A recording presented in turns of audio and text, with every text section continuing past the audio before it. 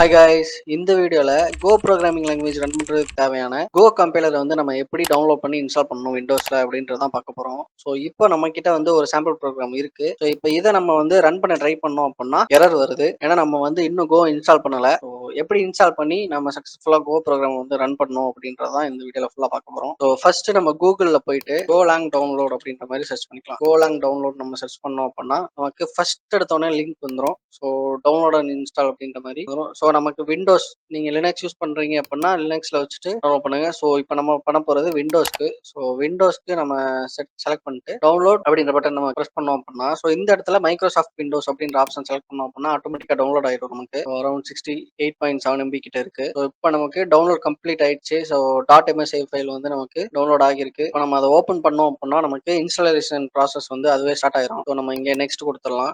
Next so இது வந்து நம்ம எந்த இடத்துல இந்த Go இன்ஸ்டால் பண்ண போறோம் அப்படின்றதுக்கான லொகேஷன் வந்து கேட்குது. ஸோ நான் சி டிரைவ்ல ப்ரோக்ராமிங் ஃபைல்ஸ் அப்படின்ற டிஃபால்ட் ஃபோல்டருக்குள்ளே கொடுத்துக்கிறேன். நெக்ஸ்ட் இப்போ நம்ம ஃபைனல் ஸ்டெப்பா இன்ஸ்டால் வந்து கொடுத்துடலாம். எஸ் கொடுத்துடலாம்.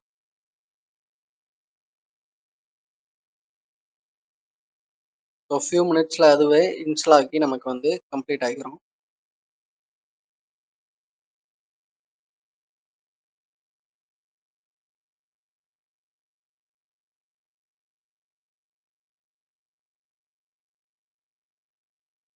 ஸோ இப்போ நம்மளோட விண்டோஸ்ல Go வந்து இன்ஸ்டால் ஆயிடுச்சு. ஸோ நம்ம இந்த இடத்துல ஃபினிஷ் கொடுத்துடலாம். ஸோ இப்போ நம்ம வந்து ப்ரீவியஸா நமக்கு ரன் பண்ணி ஃபெயில் ஆன அதே Go ப்ரோக்ராமை அகைன் ரன் பண்ணி நம்ம டெஸ்ட் பண்ணலாம். So Go run main.go. இப்போ நமக்கு எந்த எரர் எதுவும் வரல. ஸோ நமக்கு இப்போ Go ப்ரோக்ராம் வந்து நமக்கு சக்சஸ்ஃபுல்லா ரன் ஆகி அவுட்புட்டுமே வந்துருச்சு. ஸோ இப்போ நம்ம கிளியர் கொடுத்துட்டு Go வெர்ஷன் அப்படின்னு நம்ம போட்டோம் அப்படின்னா நம்ம இன்ஸ்டால் பண்ண அந்த கோவோட வெர்ஷன் வந்து நமக்கு இந்த இடத்துல டிஸ்பிளே ஆகிடும். ஸோ ஒரு சிலருக்கு இன்ஸ்டால் பண்ண உடனே இந்த இடத்துல ரன் பண்ண முடியாம போகலாம் விஎஸ் கோட்ல.